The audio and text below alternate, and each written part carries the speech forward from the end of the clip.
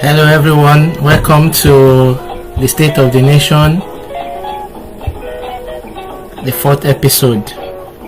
I want to appreciate all of you for taking time to join.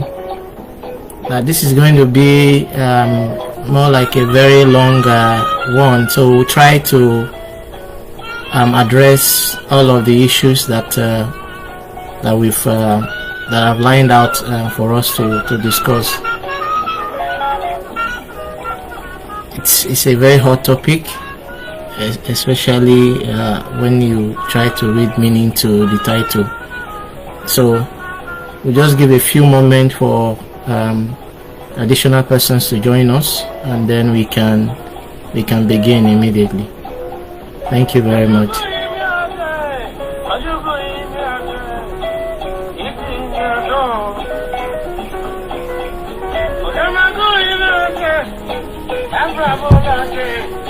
Welcome.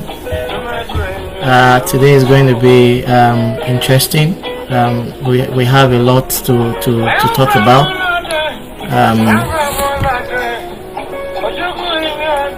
It's rightly so when you consider what is actually going on in our country. So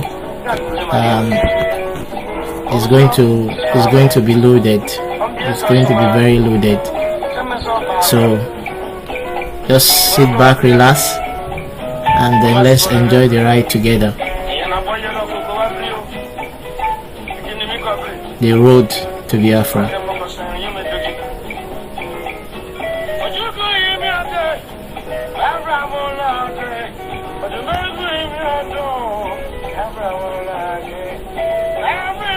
Welcome everyone.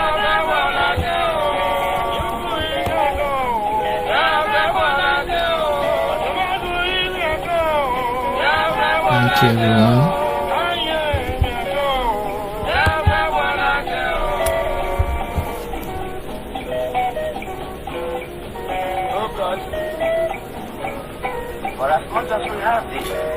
So in light of us starting as soon as possible, I would just like to make a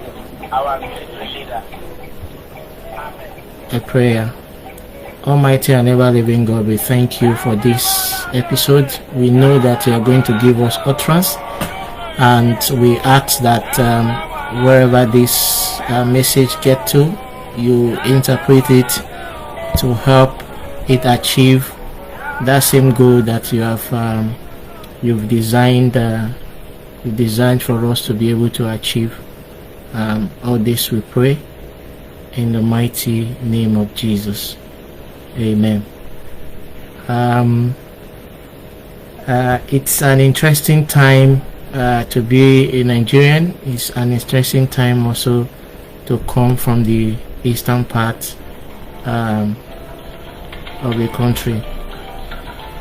As we all know, the most thing going on in Nigeria today is the rearrest of Mazi Nnamdi Kanu, and then that's where we are going to start, as it relates to what we intend to discuss. It's significant when you look at it as it relates to our history and to what had led us to this point. In addressing the rearrest of Nnamdi Kanu, I think one of the big things that stands out is that we have there was this hysteria, and then the way people were feeling about the arrest. So we had people who were very happy that Mazi Nnamdi Kanu was arrested. We had people who were saddened that Mazi Nnamdi Kanu was arrested. We had people who had misfeeling, feeling of relief, a feeling of sadness, put together, combined together in that kind of a state of mind. When you try to profile these different people, the definition of that, what you would get from profiling how people felt in the rearrest of Mazi Nnamdi Kanu will tell you exactly how much the country is divided and what has led us to this point. And that's one thing I wanted to put out there. We had people who were so happy, we had people who were very saddened, we had people who had misfeeling. But today we will not be defining. We have talked about how people felt, but again, in profiling what that feeling was, you kind of have a sense of where everybody stands when it comes to the current situation in Nigeria.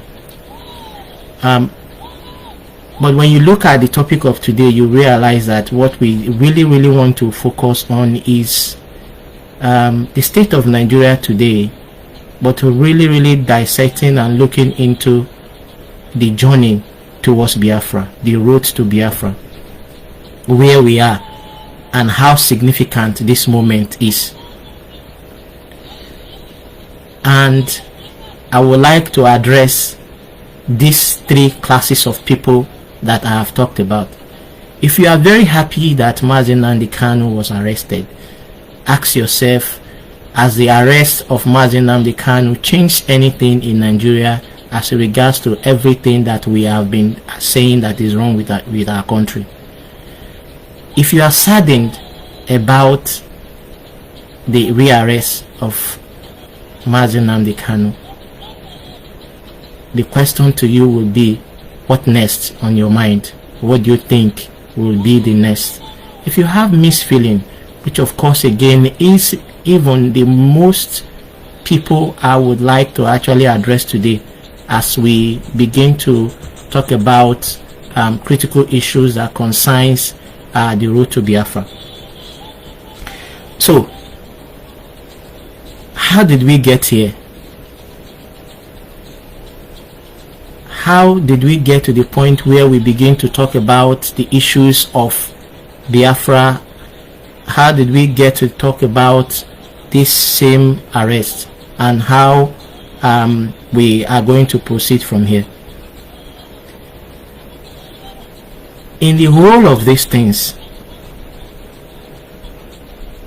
this last class of people, which is the people that had misfeeling, these people had misfeeling because they are concerned, not because they don't recognize the fact that Nigeria has not worked, it's not working, and it's not looking like it's going to work.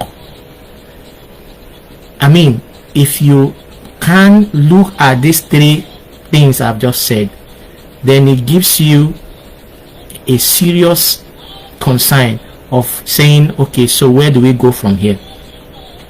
So, the people that are so happy that Mazi Nnamdi Kanu was arrested, you have an understanding of why they feel that way also. But we are not going to dwell on that today. We are going to dwell on how significant this time is and what needs to be done. The first thing we are going to look at is the fact that at this point, Mazi Nnamdi Kanu has played his part, he's still playing his part on this journey to Biafra. And I'm going to define it, but actually define exactly how significant this time is and then the problem that we face. First and foremost, the time we are today and the feeling across board, whether you are sad, whether you are happy, whether you have misfeeling, it reminds us of a time in the past, and that was in 1967 when the Biafra war started. It felt like 1967 all over again. To be able to get Biafra, and for us to get to Biafra, I'd maintain that it is better for every Nigerian if Biafra is created. because it goes a long way to, you know, stimulate the potential of all the regions in Nigeria. And that is where the future of the economic freedom of all Nigerians lie. So when I say that it felt like 1967, it felt like 1967 for all Easterners, all Biafrans, everybody who are from that geographical location called Biafra today. That's how it felt. To be able to get Biafra, you need two things. The first thing you need is a clear sense of leadership that defines where we want to be, that is cool-headed and is able to sit on the table of dialogue, which of course again define exactly those last set of people I talked about, which are the people that had mixed feelings. To be able to get Biafra, you also have to be able to prove that nobody in Nigeria has the monopoly of violence. Every Biafrans today who have a problem with the approach of, nobody have a problem with the creation of Biafra in Nigeria. What I mean, let me rephrase. What I mean by that is that every people that are from this eastern part of Nigeria, the south and the southeast, the majority of people from this same zone don't have problem. In fact, they look forward to the creation of Biafra. The only problem that many people have is the strategy and the approach of Mazi Nnamdi Kanu. The way he goes about doing things, the things he says and all of that, that's the problem everybody has. And I'm going to define why majority of people also have problem with that. But nobody has a problem. No, everybody believes that, majority people believes that that is the future. That is where the solution lies. Because when you have done some things for a very long time and it's not working, then the best thing to do is to actually, you know, try the alternative, which is, if you have tried unity, it has not worked, then you divide, and then, you know, practice that division and then create new country that can be cohesive in its own unit. Nigeria has that central vision where everybody buys into that, and, you know, have that sense of leadership that takes us together towards that same direction. And because that is missing, then you begin to see all of the things that we are currently struggling with today. So this problem you have with the strategy of this Mazi Nnamdi Kanu is also born to the next thing that we are going to discuss. But let's focus on the fact that, let's agree. So we agree that the problem, the creation of Biafra is one thing that all of us can agree to, that this can actually be the solution. But the way he goes about it is where you have the problem. Now let me ask, do you think that if Mazi Nnamdi Kanu has not, you know, approached some of the things he has done the way he has done it, do you think that the current attention that he has already generated at this moment will have been generated? Do you think that if he has not done all of this same thing in the way, by ensuring that you make a point that nobody has the monopoly of violence? So in going towards that direction, you have a problem with that because of who we are as a people. But I would like us not to lose sight of what the major problem is. I would like us not to lose sight of what the major vision is. A country that we can call our own. A country that is unified with one purpose, that is ready to provide the basic things that is required for us to be able to, you know, get things out of life. So that is the vision, that is the country, that is the country that we are envisioning, that is the country that we believe that is where our solution lies. Now, why do you have a problem with that? That has to do with, again, with what I have said, that what defines us and who we are as a people. Most Easterners, most Biafrans, 98 to 99% of Biafrans are all business people, and that is where our strength lies. Economic freedom is where our strength lies, and that's why we have continued to strive in that same gift that God has given to us. However, when you look at that same strength and that gift that God has given to us, we recognize that to be able to pursue economic freedom, we need an enabling environment, and violence is one thing that can disrupt to that enabling environment. So every Easterner today who has a problem with the approach of Mazi Nnamdi Kanu is only worried about the violence, what the violence is going to cause to that same thing that they believe that is the only way for us to survive, which is doing our business. That is actually where it lies. So everybody who has mixed feelings today about it and all of that are having that same mixed feeling because of this same issue of, if there is violence, if there is disruption of social order, and there is civil unrest, and all of that is going to affect that same major process of us earning a living. But the question I want to ask is, if we hold on to this same fragile peace that we think that we have today and continue on this same subjugation, this same oppression, this same nepotism and all of that, how long do you think that we can continue this way? So that's one thing that I would like us to ponder on as we continue to talk about where we are as a nation and where we need to be.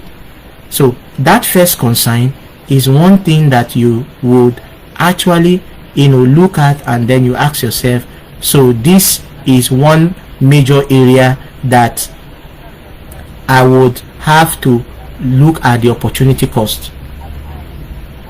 This is for all the Easterners, all Biafrans. You need to look at all the Biafrans that are currently sitting on the fence, all the Biafrans that are having mixed feelings, all the Biafrans that are confused of where they stand and don't know where they stand. The point is, you need to be able to weigh the opportunity costs. You need to weigh the opportunity cost. You need to weigh the opportunity cost. You need to weigh the opportunity cost. Weigh the opportunity cost and ask yourself, what am I willing to sacrifice? What am I willing to sacrifice? So that is one thing that is very clear in that, because we are peace-loving people, because we are business people, because this is all that we know how to do, we tend to whatever it is that is going to disrupt this same flow of how we do things, we don't want to entertain that. Of course, this again is the reason why you have this mass exodus of people trying to flee the country, to be able to go into places where they feel that will create an enabling environment for them to be able to do the things that they want to do as a person, as people. That's why in Nigeria today, the most traveled people are the Easterners, because they are always seeking for places where they can be able to do their business in peace and be able to advance that economic freedom that we have. But when I say that it felt like 1967 all over again, it is because of the situation that, that was triggered as the war, or as the creation of Biafra was, kickstarted by Odumegwu Ojukwu, between the relationship between Ojukwu and Nnamdi Azikiwe. Nnamdi Azikiwe was supposed to play that dialogue, cool-headed leader that would, sit down on the table for the same purpose of understanding that the future of our race, the future of Biafrans, is actually the creation of that nation.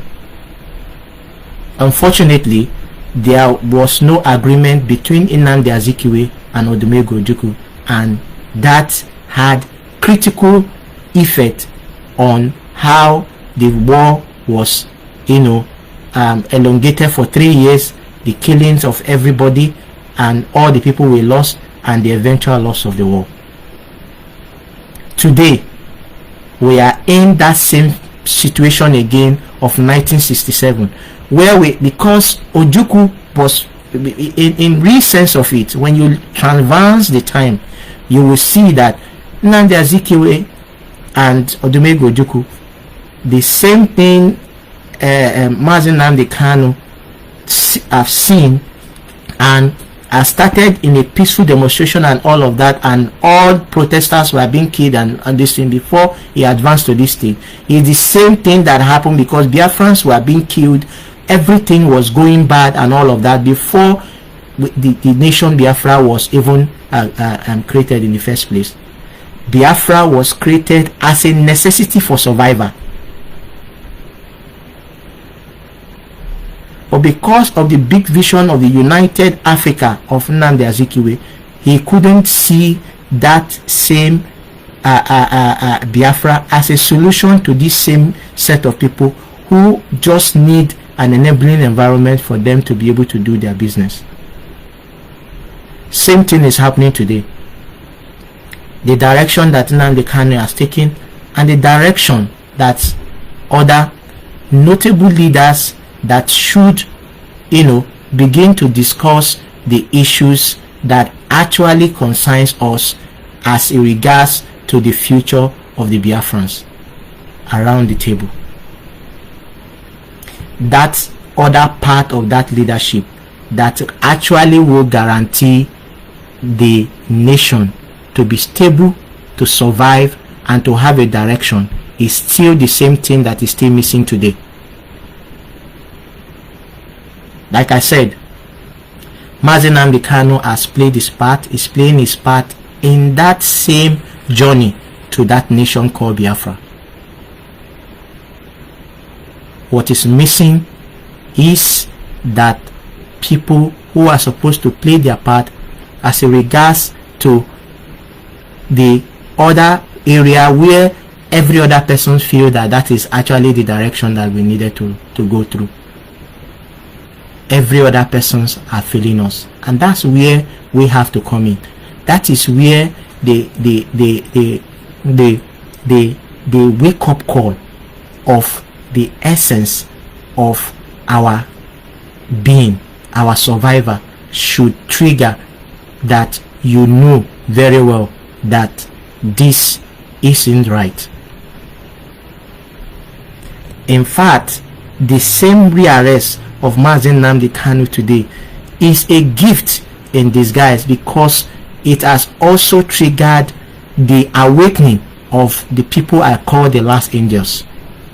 The people who never believed in this process at all are also waking up, because they can also see the actual thing that legitimize this same call for Biafra, in whichever way that Mazi Nnamdi Kanu is trying to follow up with it today. Every single legitimate support that you can talk about is enshrined in just one word: injustice. I had already said that I have always believed that this government just wanted to gift this nation Biafra. And I attributed it to the administration's cluelessness. However, I have come to realize that the administration is not just clueless. The administration is intentional. They are so intentional in what they are doing that you can actually understand and see clearly that it was not about it's about a vision for them. It's about a direction for them. It's about what they feel that is where they want to be. That is the goal that they have. And as much as they continue to implement that same injustice towards that same tribalism, nepotism, and subjugation, suppression, oppression, all the negative shunts that we can ever think of, they continue to, gather sympathy and support for the same approach that we can actually agree that is not actually, in quotes, the right approach towards creating a nation. The best way to go about creating a nation is to sit on the dialogue, and that is where I stand. But I can tell you categorically that I have tried to look at this same administration and even look beyond this same administration into 2023 and beyond, and I've asked myself, do I think that these guys have the political will to even listen? Where you are going to confirm that these people they have their roadmap already and they are following it, is what justification and what has even Sunday Igboho done that led to this same deadly invasion of his home. We have bandits, we have Boko Haram, we have all those things going on. None of this are being approached in this same kind of force that we are seeing that they are applying. So that level of injustice continue to give credence to while we say that Biafra is the answer. That Biafra is the answer. And in this time, I must say that this is the moment that defines the next 100 years. The disagreement between Nnamdi Azikiwe and Odumegwu Ojukwu gave us and sent us to this same spot where we had to go through 50, 60, 70 years to be able to get to this point again where Biafra is the center discussion.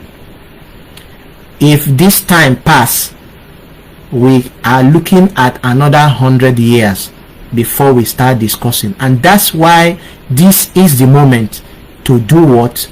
To stand firm. This is the moment to do what? This is the moment when voices needed to be heard more. Remember, Mazi Nnamdi Kanu is just one person in the process of this journey. The mission is Biafra. With or without him, we must stay focused. Whether you are playing a major role or you are not playing a major role, if you can tell yourself the truth, you would inside yourself know very well that we are not arguing the fact that Nigeria is not working, it hasn't worked and it's not going to work. How do you want it to work when all of us have disagreed and we have continued to disagree over the years? It's just the way it should be done. I can tell you that if you ask me, for Biafra to even be stable, we need what is called a 5-year implementation plan of the creation of Biafra. If you agree to even a referendum today and the referendum says that everybody believes that the direction is Biafra. I believe that the nation should not be created just like that. We need to be able to go through the process of defining our territory, defining the way of governance that we all agree for different ethnic groups within Biafra. We need to be able to create that vision clearly on paper through the development of a constitution that is created by the people and not a document that is forced on the people. A constitution that gives confederation power to each of those units for everybody to be able to run their economy and be able to define their security, define their education, define their economy within that state called Biafra, within that country called Biafra. And when we go through that same process would also prepare every other part of Nigeria to be able to define the future for themselves. And we can look back to this same geographical area called Nigeria today and then be proud that we actually we got to the point where we decided that we have tried unity, it has not worked. We will be proud on the day we decided to say let us divide, because everybody will be better off. The nations that are created out of Nigeria will be better off than what we currently have today.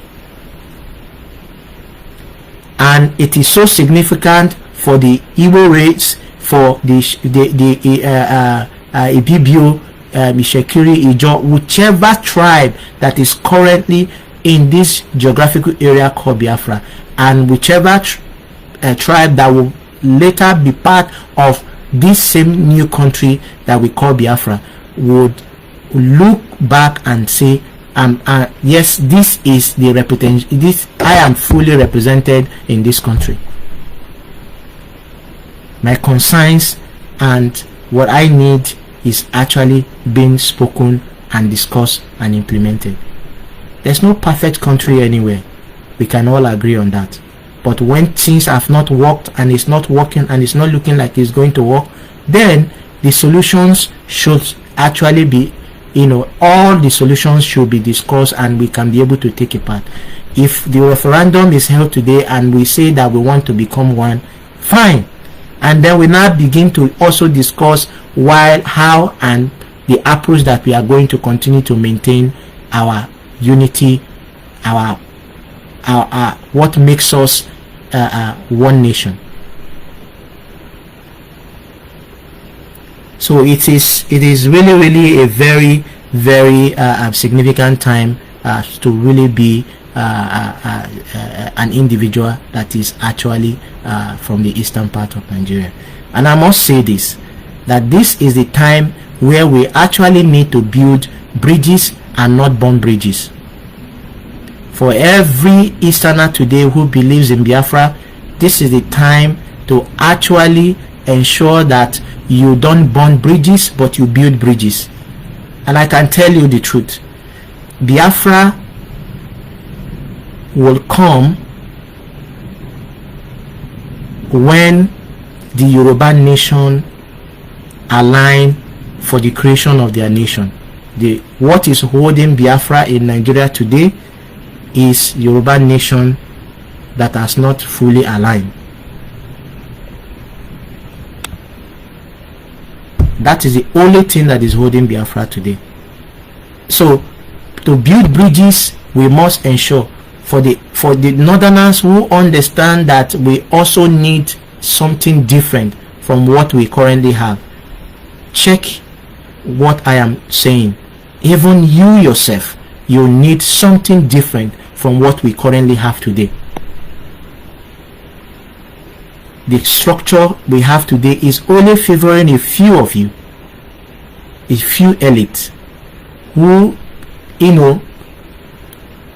practice that same upper echelon maintenance by even intermarriage. Everything that they do, they maintain that level and then leave the masses in their mass poverty to continue to wallow in struggle for survival.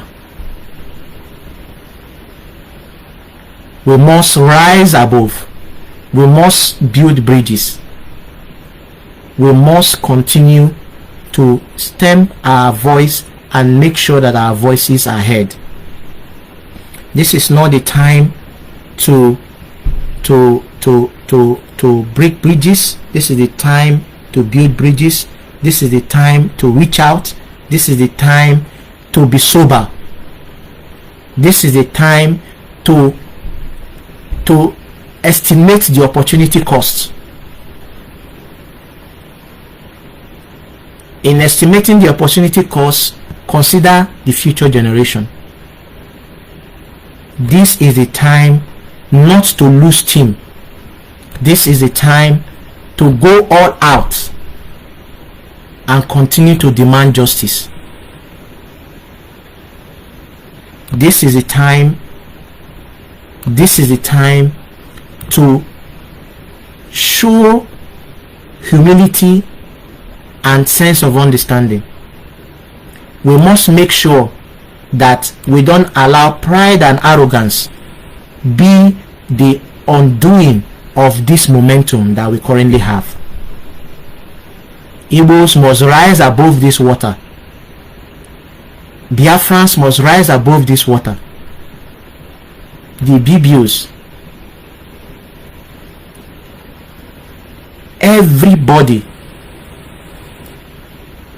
from Biafra must rise above this same water and continue to,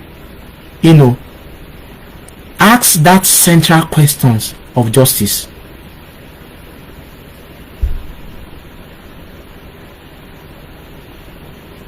They are said that the protest in Lagos wasn't going to hold today, but it held.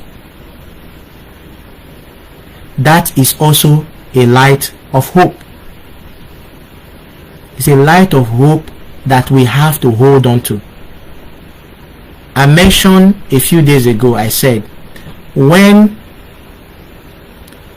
the end begins, you take hope in the fact that as soon as the end begins, it signifies two things. It signifies that the end is close. It also signifies that the new beginning is also very close. So we must hold firm. We must continue to ensure that, one, we don't burn bridges. We must be cautious of our comments. We must be cautious of our response to people. Don't respond to people the way they have responded to you. Bring them to the table of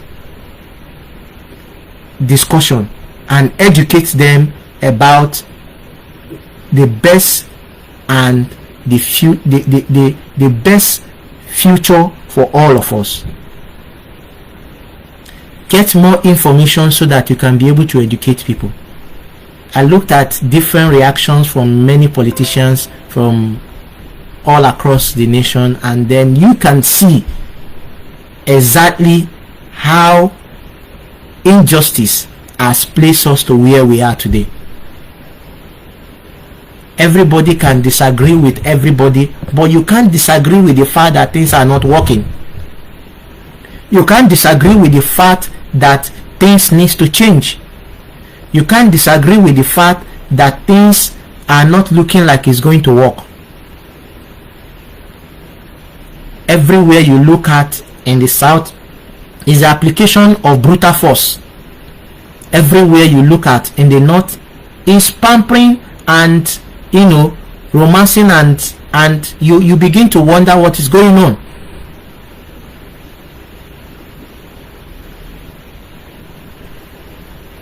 So I say again, let's ensure that we don't lose sight. Let's ensure that we don't lose the momentum that we have. Let's ensure that we don't lose focus from the vision, the general vision of a better and a new nation that is going to be there, that provide. We don't need we don't need government to provide everything for us. We only need an enabling environment to survive. I've maintained in different forums, I've said Biafra does not even need crude oil. The highest resources we have today is human resources. People have gone all across the globe.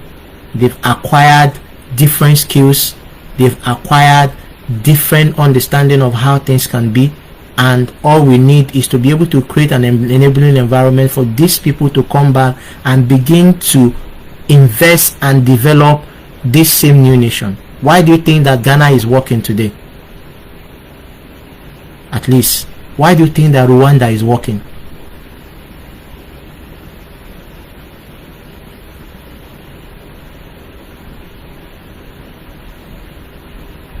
Lagos as a state in Nigeria today, have you asked yourself, where could Lagos be if not for the burden of the Nigerian arrangement?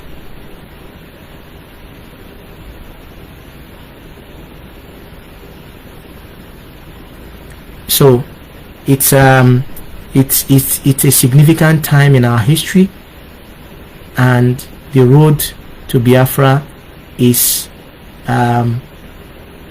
laid with so much distraction, so much struggles and all of that. But I can tell you that beyond all of this thing, it is beautiful. Beyond all of what holds us down, it is a beautiful place, and we must look inward and say, yes, I want to be the solution. I want to be a partaker of this same future that defines a new people, a new generation that looks forward to doing things by themselves, for themselves, and for the nation. So I want to appreciate everyone. It's a moment where, like I said, we have to have a sober reflection. We have to build bridges. We have to engage people constructively. We have to avoid and make sure that we take out arrogance and pride and reach out. But above all, we have to make an estimate of the opportunity cost.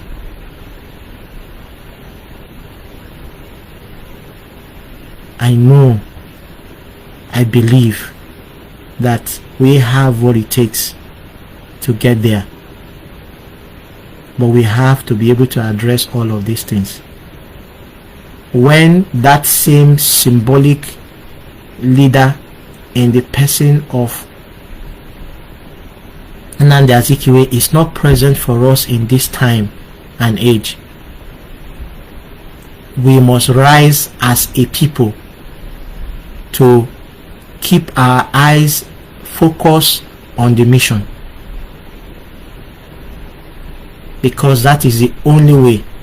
Remember that in 1967 Biafra was created as a means, as a necessity. It was a necessity placed on us for survival. Here again, we are on that same crossroad, and we must make sure that we understand. Bottom line, let it not be confused by anyone that every Nigerian, both in the north, in the east, in the west, everywhere that you are today, I have mentioned over and over again, we are better divided, with our independent nation having that sense of unity within those different nations to be able to pursue same goals, same understanding. So when I say I believe in Biafra, I believe that Biafra is even in the mind of everybody. Biafra is the same test for the fulfillment of life mission for everyone from this geographical area called Nigeria. Everybody just want the best for themselves, for their people, and for everything that is around them. But when a political arrangement continue to suppress a people, and I'm going to just mention only one example as I conclude. Have we asked ourselves, why should there not be a functioning seaport in the geographical area called Biafra today? Why? Why should we even have to spend so much money on transporting crude oil to refineries across the northern areas? Production cost means that you refine and produce things, you do production of things from where you get the raw material. We had a structure in a nation where refineries are built across the north, and if maybe one or two in the this thing, and none of them is actually working. Refineries are not supposed to be built more than 100 kilometer to, or more 50 kilometer away from the source of that crude. Go to every advanced country in the world. That is how it is done. You don't explore crude oil in Pennsylvania and then take it to New York that you want to go and refine it there. But that's what we have in Nigeria. The hub of businesses, the people who do business, have to go about 600 to 700 kilometers each time their goods wants to come in.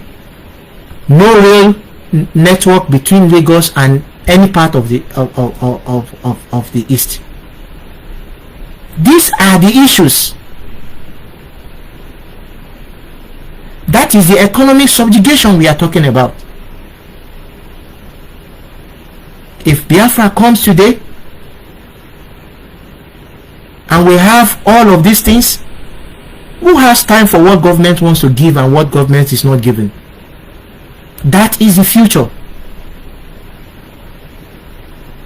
So whichever way we might feel in the approach of what is currently going on and all of that, keep your eyes on the mission. The mission supersedes every other thing. Don't be distracted by, I don't like the way they are doing it, another. How do you want it to be done? Send in your recommendation. You never know who is listening. Raise your voice, write, publish. If you and I believe that this is the problems and the approaches are not in sync, let's continue to sell our own approaches and see how we can be able to fuse all of them together and begin to have one same agreeable approach towards, this same better future we want for our people. So on this note, I really want to appreciate everyone who has joined me, who has taken time to listen. But it's a crossroad for us. It's a crossroad for us. Biafrans, like I said again, must build bridges. We must engage in constructive discussions. We must understand that this is a very dear opportunity cost analysis we are going to have to look at and ask ourselves, do we actually want to live in that same space where we have continued to stay for a very long time. Biafrans are peace-loving people. We just want to do our business. We just need an enabling environment to be able to do what we know how to do best. But when that particular enabling environment cannot be gotten with all of the things that we are having today, when an Easterner say that he is being marginalized, you see people saying, what do you mean by being marginalized? Nobody wants any position from the center. We just want infrastructural development that will speak, that will create that same enabling environment that helps people to utilize their potential. The cost of production for innocent today, you just have to just imagine it, because of that same company having to generate power by themselves. There could be 10 to 20 innocents if power is available. There could be 10 to 20 innocents if there is if there is access to the, if there is a functional seaport in this zone. Everything that Innocent uses to produce the cars that he produces today, just imagine it. They come through Lagos, they pay thousands and billions of dollars to take this same thing down to Niue for them to actually start doing what they are supposed to do. Just imagine it. At the end of the day, you begin to add more cost to that same production, cost of production. At the end of the day, the actual cost of the product is so high. So that is the future we are talking about. That is the Biafra we are talking about. And we have to be able to get committed and stop the pointing of fingers and all of that, and stay focused on the mission. No matter who is currently held anywhere, everybody is currently playing their part where they are. Where each person is today is where they are supposed to be for Biafra to come. Where I am today is where I'm supposed to be for Biafra to come. Where you are is where you are supposed to be for Biafra to come. What is the difference? What will make a significant difference is if I am playing my part where I am and you are doing your own part where you are. So on that note, I just want to appreciate everyone. I want to thank you for coming in and all of that. But remember that we must continue to build bridges. We must continue to engage in constructive discussions. We must continue to be better than those people who think that this is the time for them to laugh. In fact, in our sober reflection, we become stronger in our mind, understanding that the mission is not defeated. The mission is not defeated. The mission is not defeated. The mission is not defeated. The mission is not defeated. You, wherever you are, listening to me right now, you must know that the mission is not defeated. The mission is not defeated. We have to continue to hold steadfast on what we believe that is the answer. If you believe that the unity of Nigeria is the answer, continue to hold on to that. But if it's not working and you are seeing that it's not working, don't play to any excuse that you might see. Play your part and focus on the vision. Anybody can be doing it in the way that they feel that is right, but play your own part. Thank you everyone. I appreciate you. Please share this broadcast. Send in your feedback in the comment section, and I will try as much as possible to be able to respond. You guys have been very wonderful. I appreciate all of us. Thank you so much. God bless you. It's really a time for us to be able to make a difference for ourselves. Thank you, and God bless you.